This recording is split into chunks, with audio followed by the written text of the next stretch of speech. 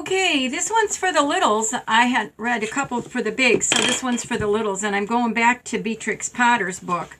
And the next story is The Tale of Squirrel Nutkin. The Tale of Squirrel Nutkin by Beatrix Potter. And see, there's a little squirrel right there. This is a tale about a tail. Like a tail, like thing that wags back there. A tail that belongs to a little red squirrel, and his name was Nutkin. He had a brother called Twinkleberry and a great many cousins. They lived in the wood at the edge of a lake. In the middle of the lake, there is an island covered with trees and nut bushes, and among those trees stands a hollow oak tree, which is the house of an old owl who was called Old Brown. See, he's there on the ground. Old Brown. One autumn, when the nuts were ripe and the leaves on the hazel bushes were golden and green, Nutkin and Twinkleberry and all the other little squirrels came out of the wood and lay down to the edge of the lake. There's a whole bunch of them down there, aren't there? They made little rafts out of twigs, and they paddled away over the water to Owl Island to gather nuts. Each squirrel had a little sack and a big oar and spread out his tail as a sail. Well, never heard of that before, but there they go. They also took with them an offering of 3 fat mice as a present for Old Brown and put them down upon his doorstep. Then Twinkleberry and the other little squirrels each made a low bow and said politely, "Old Mr. Brown, will you favor us with permission to gather nuts upon your island?" They were being very polite, weren't they? Yeah. But Nutkin was excessively impertinent in his manners. He bopped it up and down like a little red cherry, singing, riddle me, rot-tot-tot, a little wee man in a red coat, a staff in his hand and a stone in his throat. If you'll tell me this riddle, I'll give you a goat. Now, this riddle is old as the hills, and Mr. Brown paid no attention to Nutkin whatsoever. He shut his eyes obstinately and went to sleep. He doesn't really care if Nutkin's being silly, does he? The little squirrels filled their little sacks with nuts and sailed away home in the evening.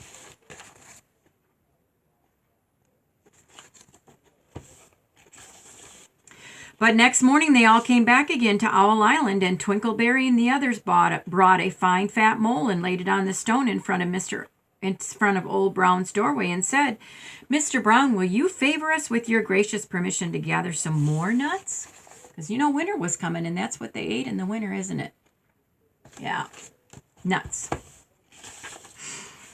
But Nutkin, who had no respect, began dancing up and down, tickling old Mr. Brown with a nettle and singing, "Old Mr. B, riddle me ree, hitty-pitty within the wall, hitty-pitty without the wall. If you touch hitty-pitty will bite you." Mr. Brown woke up suddenly and carried the mole into his house. He shut the door in Nutkin's face. Presently, a little thread of blue smoke from a wood fire came up from the top of the tree, and Nutkin peeped through the keyhole and sang, "A house full, a hole full, and you cannot gather a bowl full." Ooh, he's just being really disrespectful. The squirrels searched nuts all over the island and filled their little sacks, but Nutkin gathered oak apples, yellow and scarlet, and sat upon a beech stump playing marbles and watching the door of old Mr. Brown. So he wasn't even doing his work, was he? He wasn't picking up nuts so that he'd have something to eat in the winter. On the 3rd day, the squirrels got up very early and went fishing. They caught 7 fat minnows as a present for old Mr. Brown. They paddled over the lake and landed under a crooked chestnut tree on Owl Island. Twinkleberry and 6 other little squirrels each carried a fat minnow, but Nutkin, who had no nice manners, brought no present at all. He ran in front singing, "The man in the wilderness said to me, 'How many strawberries grow in the sea?' I answered him as I thought good, as many red herrings as grow in the wood." Old Mr. Brown took no interest in riddles, not even when the answer was provided for him. And Nutkin's really not being a very nice squirrel, is he? On the 4th day, the squirrels brought a present of 6 fat beetles, which were as good as plums and plum pudding for old Mr. Brown. Each beetle was wrapped carefully in a dock leaf fastened with a pine needle pin.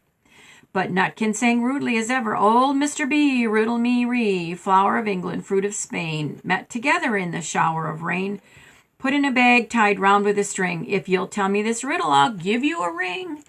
Which was ridiculous of Nutkin because he'd not gotten any ring to give old Mr. Brown. So now he was being disrespectful and he was lying, wasn't he? The other squirrels hunted up and down the nut bushes, but Nutkin gathered robin's pincushions off a briar bush and stuck them full of pin needle pines. On the 5th day, the squirrels brought a present of wild honey, and it was so sweet and sticky that they licked their fingers as they put it down upon the stone. They had stolen it out of Bumblebee's nest on the tippity top of the hill.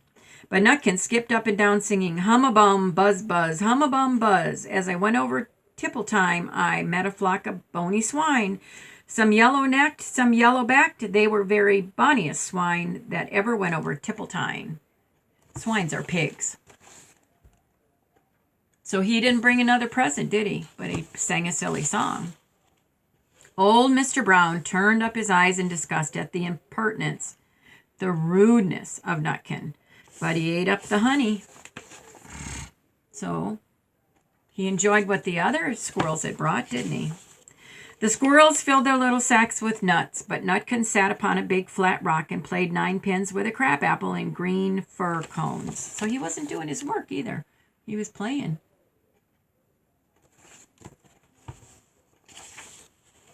On the 6th day, which was Saturday, the squirrels came again for the last time. They brought a new laid egg in a little rush basket as a last parting present from old Mr. Brown. But Nutkin ran in front, laughing and shouting, Humpty Dumpty lies in the back with a white counterpane around his neck. 40 doctors and 40 rights could not put Humpty Dumpty to rights. Silly, silly, silly songs. Everybody else has collected all their nuts that they need, and Nutkin hasn't. Now old Mr. Brown took an interest in eggs. He opened one eye and shut it again, but he still did not speak. I didn't know owls ate eggs. Nutkin became more and more rude. Old Mr. B, hickamore, hickamore on the king's kitchen door. And all the king's horses and all the king's men couldn't drive hickamore, hickamore off the king's kitchen door. Nutkin danced up and down like a sunbeam, but still old Mr. Brown said nothing.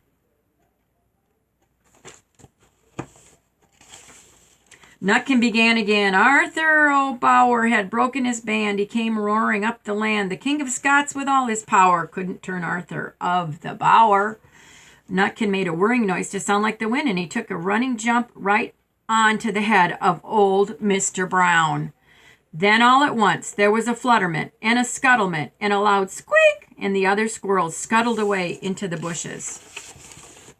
Oh boy, now he'd done it, didn't he? Jumped right on the old owl. When they came back very cautiously around the tree, there was old Mr. Brown sitting on his doorstep quite still with his eyes closed, as if nothing had happened. But Nutkin was in his waistcoat pocket. He put Nutkin in his pocket. Uh-oh. This looks like the end of the story, but it isn't.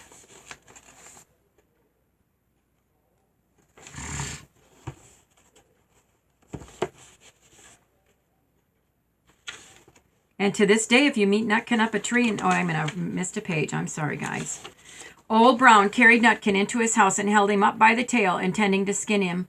But Nutkin pulled so very hard that his tail broke in two, and he dashed up the staircase and escaped out of the attic. Because you see, sometimes owls eat squirrels. And now Nutkin lost half his tail because he was being so rude. And to this day, if you meet Nutkin up a tree and ask him a riddle, he'll throw sticks at you and stamp his feet and scold and shout, "Don't ask me anything." The end. You see him there with half a tail? Right there. I love you guys. Hope you have a great day. Nana Papa pray for you every day. Bye.